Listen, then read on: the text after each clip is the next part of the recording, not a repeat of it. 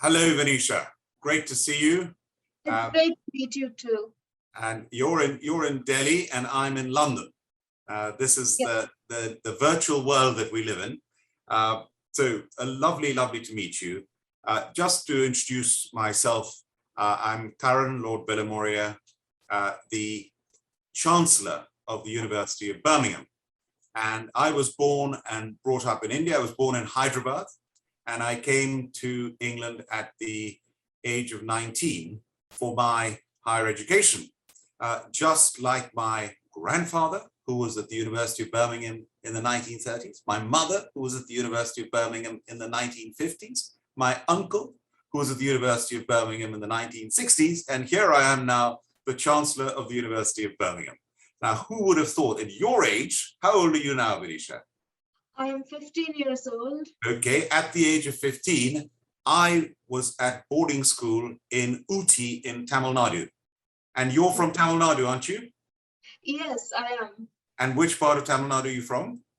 I'm from Tiruvannamalai. It's a rural town in Tamil Nadu. It's about a 4-hour drive away from the capital, Chennai. Yes, and I've been to Chennai many times as well.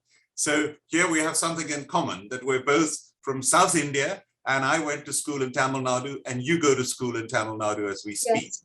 And so who would have thought, and who would have thought at your age that I would be in the House of Lords in the UK, the first Indian-born Chancellor of a Russell Group University in Great Britain, the University of Birmingham, one of the largest universities in Britain, one of the top 100 universities in the world. I mean, who would have thought? So look at, I mean, when you spoke at COP26, I think I'm trying to remember, to quote you, you said, you have a new vision for a new future. Yes. And I'm just trying to put myself in your shoes at your age. Could I have believed where I am today? And I'm so lucky and privileged to be in this position.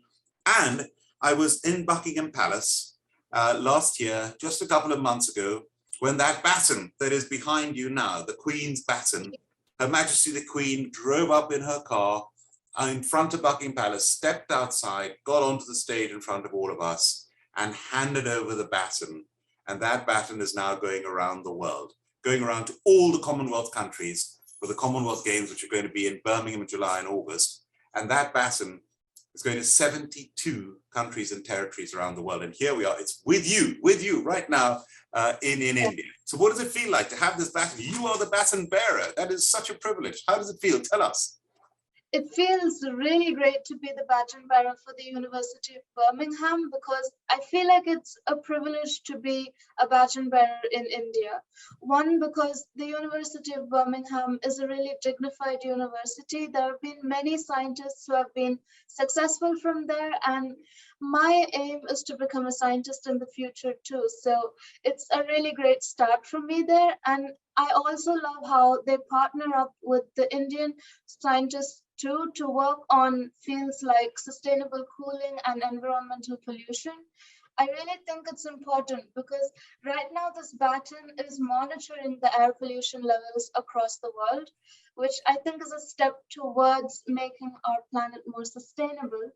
And as an innovator for sustainable products myself, I can't imagine how perfect the timing had to be for all of this to happen at the same time. You know, there's this term called serendipity.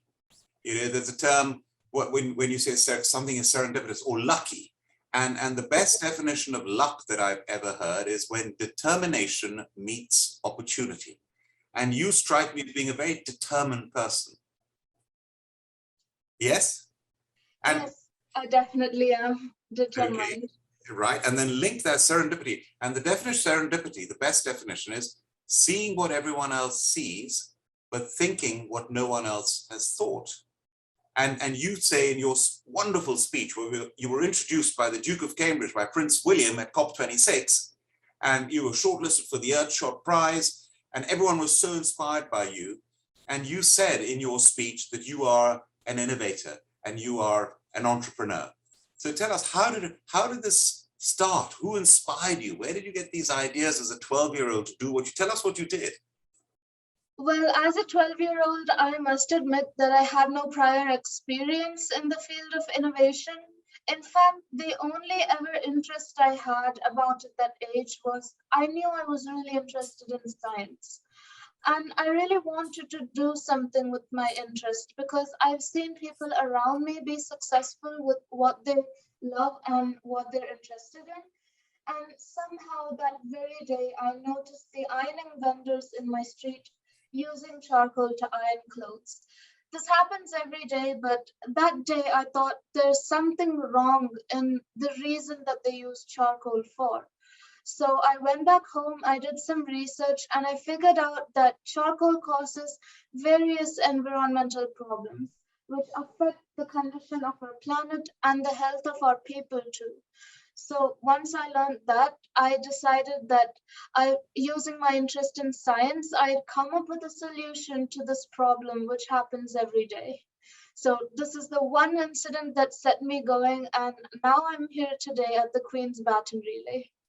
You know, this is so fantastic that at the age of 12, you have practiced what entrepreneurship is all about. I'm an entrepreneur myself. I started my own business from scratch after I left university and finished my studies here in the UK.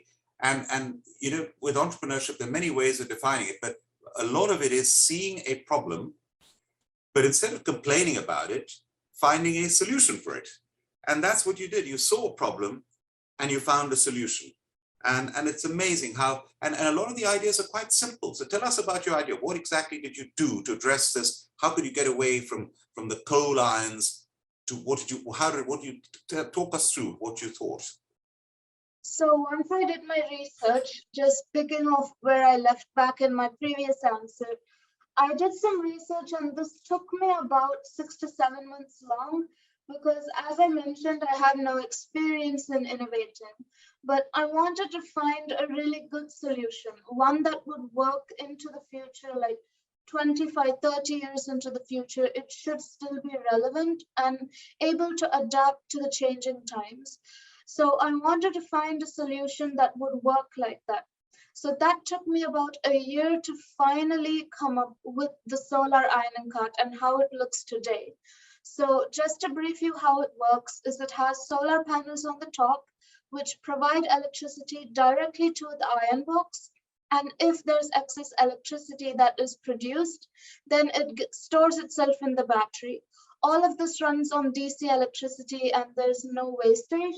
And it's also a mobile unit. So the ironing vendors can walk or ride the cart across the whole town. They don't need to push it because they iron for about 7 to 8 hours a day. They already use a lot of physical strength. So I thought that it would be much better if they ride the cart instead. And finally, it fulfills 13 out of the 15 Sustainable Development Goals of the United Nations. So it's an innovation that doesn't only need to be used in India, but across the world as well. Wow, so you've even thought about the SDGs and addressing all the SDGs. That's fantastic. And have you, is there a way that you've been able to patent this idea? Actually, yes, the solar ironing cart has been patented. And the story of my patent goes back to 2019. I won my first national award called the Dr. APJ Abdul Kalam Ignite Award. And they help all the awardees to prototype and patent their ideas. So back then we applied for the patent, but it got approved in April of 2021. Congratulations, because that is so important. Even in my product, I have a trademark and it's very important to protect, and you've already done that. And you know, you spoke about, you've received this award in the name of President Abdul Kalam. I was very lucky. I knew Dr. Abdul Kalam. I met him, and of course he is from Tamil Nadu as well. And, yes. and he was brought up in an island, Rameshwaram. That's where he went to school. And you know, I was once showing him around the Royal Society. You want to be a scientist? Well, one of the ultimate is going to be when you have the letters FRS after your name, a Fellow of the Royal Society. And so and that is something you've got to aspire to, because many of our top professors at the University of Birmingham are scientists have those letters. And outside the Vice Chancellor's office in the University of Birmingham, our beautiful building, the main building, in the corridor, there are the photographs of our Nobel Prize winners. Is that what you aspire to, winning a Nobel Prize one day? Yes, I do aspire to win the Nobel Prize one day with one of my inventions or discoveries in the future, much bigger and probably something that my future self would tell me. Well, you know what you bring to mind, what I've practiced in my business, in my building my product, my career, is it's not just good enough to be the best in the world, you've also got to be the best for the world. And that's what you're doing at such a young age, which is so inspirational. Now, Dr. Abdul Kalam, when I was showing him around the Royal Society with my friend Lord Rees, who's the Astronomer Royal, and he was the president of the Royal Society at the time, and he said, we're going to give a medal to Dr. Abdul Kalam. And we were showing him Isaac Newton. Have you heard of Isaac Newton, the famous? Yes, I have. Yes, so Isaac Newton's papers. He was president of the Royal Society in his time, hundreds of years ago. And we were showing, and I said, Mr. President, where did it all start for you? And we all stopped. And he said, you know, for me, it started, Karan, at the age of 11 in my school in Rameshwaram, where my teacher had a very good teacher who drew the picture of a bird on the blackboard and explained the concept of flight. And he said, I was mesmerized. I wanted to know more. I wanted to know more about science and physics. And the rest is history. He became a scientist, he became a rocket scientist, he became scientific advisor to the government of India, and he became president of India. And it all started with the passion for science that started at a young age. And here you are in front of me. Yes, I do relate to that story a lot because I do believe that most students, they do find something that they're interested in, but there's a very small proportion of them who actually pursue what they're interested in due to societal norms and many other circumstances. But I do consider one of the few privileged ones that I do get the chance to do what I like. And at the same time, I can also prove myself and do something worthwhile for the planet too. Oh, that's fantastic. Now, you know, this around the Baton Relay, University of Birmingham, we've been holding lots of events. You've held some of them, and a lot of them about to do with women in STEM, women learning science. How does it? Are you aware of the fact that does it matter?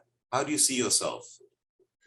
Well, as for STEM goes, there has been an increase in women in the field, but I must say it has never come to like the 1:1 ratio. It hasn't hit that percentage yet. But still, as we can expect, change doesn't happen drastically. It happens gradually, and there has been improvement. And as more and more students and girls from school get inspired to do more work in the fields of science and math, that proportion will slowly increase because we have to educate girls first because their education starts at school. And there have been numbers where girls are pulled out from high school, and those numbers were really high in the past. But right now, that's not the case, which makes me really happy that more girls are receiving the education that they deserve to receive. So since they're receiving education at a young age now, they will probably increase the numbers in the future too. So that's something we can all look forward to. I'm so happy to hear that, because at Birmingham, we set a target of 30% of women in our senior academic roles. But as you say, 30% is still not 50%. So we've got to aspire for it to be 50% going forward. Now, tell me, what have your parents been like? How influential have they been? How supportive have they been? My parents have been really supportive from day one, actually. Once they discovered my interest in science, they've been helping me in all possible ways that I can remember right now. They gave me books, they gave me experiment kits, they provided me access to the internet, which I believe is a blessing in disguise for me right now, because most of the opportunities that I've received over the years have come online.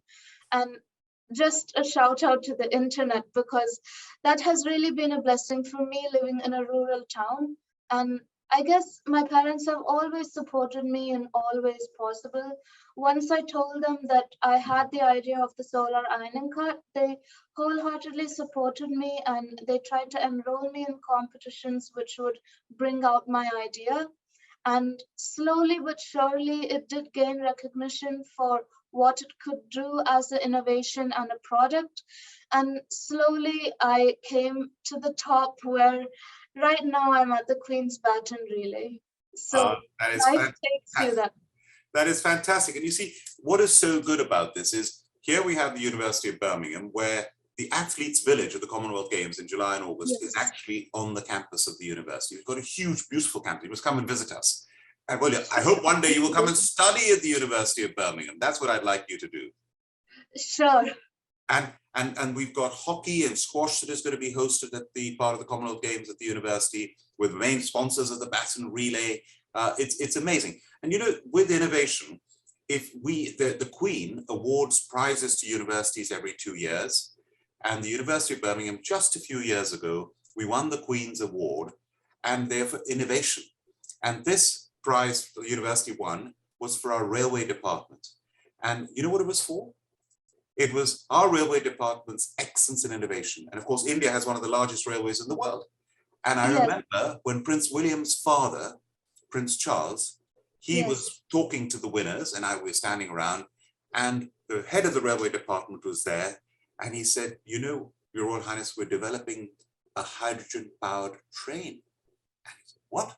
I said, a hydrogen-powered train. One of our research students has been working on it on the PhD, and we're in the midst. And I joked and I said, Your Royal Highness, the royal train will be powered by hydrogen one day. And we all laughed. And do you know what happened at COP26? You were there, I was there. We had the University of Birmingham's hydrogen power train, the world's first retrofitted hydrogen power train, up and running at COP26. And Prince Charles was on that train, and Boris Johnson, our Prime Minister, was on that train. I chaired a meeting on that train with Professor Clive Roberts, our professor who's in charge of railway department. So that's how these ideas that started as a research project become a reality that is changing the world. And we're doing that at the University of Birmingham, and you are doing it as well. So it's a perfect partnership. Perfect, I must say. It's actually really wonderful and surreal to hear, because a few years before anyone comes up with an idea, we always doubt ourselves, wondering whether it can actually happen. But when it does actually happen, it feels really amazing to see our ideas come to fruit, and it's just surreal if you think about it. Indeed, and I can totally resonate with what you've just said. But tell me, do you think you're creative? I would say I am creative because I do innovation, and it took me a long time, but I guess when your idea does come to life, you get to see how much thought you had to put into it. And in a product, it's not just how it works, it should also be functional, it should be able to work in any condition, and the way it will function in any environment. There are so many criteria that go into innovation. So I guess you have to be creative for that. I'm also an artist, so I would say that I do fall in the creative spectrum, if you could say that. Well, I mean, you're amazing. You know, you're what we could call a polymath. You are not only love science, you're not only an innovator, an inventor, an entrepreneur. You enjoy reading, drawing, singing, dancing, collecting fossils. You know, I don't know if you saw on the press, we've just discovered a phenomenal prehistoric fossil here in the UK just this week, which is amazing. And you like yoga, swimming, and gardening. My gosh, that's great. Thank you. I try to do most of these on a daily basis, but most of the time, due to my schedule, I end up doing one or two things, but I still love doing all of them. And most of the time, I try to be my best in whatever I do. So you could call me a polymath. Excellent. And you know, the thing is, again, so much of what you're doing and your attitude resonates so much with me. You know, I still run my business that I founded. I sit in the House of Lords, which is like the Rajya Sabha in India, and I'm an active member. I speak sometimes 3 times a day. I'm Chancellor of the University of Birmingham. I'm president of the Confederation of British Industry, which is like the CII in India. And other things. I'm an honorary group captain in the Royal Air Force. My grandfather was in the Royal Indian Air Force, the one who went to Birmingham University. And people say, well, how do you do all these things? Where do you find the time for all these things? And you know what the secret is?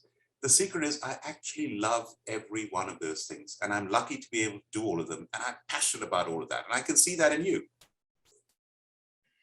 Yes, because I do receive a lot of questions about time management, but when you actually do the things that you like, it doesn't really feel like work. It just feels like something that you would do every day. You would enjoy doing it, and you wouldn't really feel tired, like mentally tired. But a good rest at the end of the day does wonders all the time. Do you sleep well? Yes, I do. Sometimes it varies between 6 to 7 hours of sleep, but sometimes it's a lot less, but we always work with that. Excellent. You see, now another thing you said in your speech at COP26, you said you're an optimist. And we entrepreneurs, we're optimists, you see. We always optimists. We always want to, it's the art of the possible. Yes. And now I want to ask you just one or two more questions. You're doing fantastically answering all these questions that I'm asking you. Sure. So who's been your biggest inspiration? Who are there? One or two people or one individual that's inspired you more than others? I guess my role models are Marie Curie and C.V. Raman. C.V. Raman was an amazing physicist, and he worked in the light and spectrum field. He did amazing work in that field, and he was the first Asian to ever win the Nobel Prize. And Marie Curie, I just think she's a really smart and brave individual because she pursued a medicine during a time where women were discouraged from doing so. So I really feel like she was brave to pursue the subject and excel in it, because she won more than just one Nobel Prize. So she's amazing too. And one day I would like to be like them, because both of them are amazing. And I'd like to put my own twist on what I can do as an innovator and scientist. And you know, when I first started talking to you, I said, you remind me of Marie Curie. That is, you know, I thought of that even before you said it just now. Now, do you see that the similarities are very, that you're talking about individuals who have the guts. You see, with entrepreneurs, there's this term guts, that entrepreneurs have the guts to do things. Other people, lots of people have ideas. How many of them actually go and have the guts to go out there and make it happen like you've done with your idea? And the other thing is, when I ask you the question, you said it took you 6, 7, 8 months. It's not something you could just do overnight. And entrepreneurs have the guts to stick with it when others would give up. And there's that wonderful saying of Winston Churchill's of never give up, never ever give up. And we have this perseverance until we actually get there, which is terrific. So wonderful. This is all, again, it resonates with me. And the other thing about all these things that you do, I get the impression you do them because you love them. Yes. And I have a mantra, follow your passion, not your pension. So if you, in your life, if you do what you love, you'll always be happy. And I think following science for you is the way. So thank you so much for being our baton bearer. You are an inspiration to us all. We couldn't be lucky. Now, what are you holding over there? Who's that you're holding? I'm holding Perry, the mascot for the Birmingham Games. And there's Perry. There's Perry. Okay. And now with the baton, you're going to be with the baton with the British High Commissioner Alex Ellis, and with the British Cabinet Minister as well, hopefully will be there with you. And Trevelyan, who's the Minister in charge of international trade in the United Kingdom. Wow, that's going to be so special that you are, that has been handed over by the Queen. And of course, it's, again, Birmingham innovation. Our scientists, as you say, that baton is measuring air pollution, is measuring the environment, lessons are going to be learned, and there's a message in there. Do you know about the message in the baton? The Queen has put a message. The Queen has put a message in that baton, and only will be opened right at the end when it comes back to Birmingham in July at the Games. And we don't know what the message is. What do you think that message is going to be? Maybe a prediction for what will happen in 2022, probably a more sustainable twist on the prediction. Excellent, excellent. Well, thank you very much. Thank you for being an inspiration to us all. I wish you good luck, and I'm sure you will be very lucky, and keep going. And one day, all being well, we will welcome you to the University of Birmingham as a student at Birmingham. Definitely. Fantastic, fantastic, Vinisha. All the very best to you, and thank you for what you're doing. My pleasure. Thank you for having me today.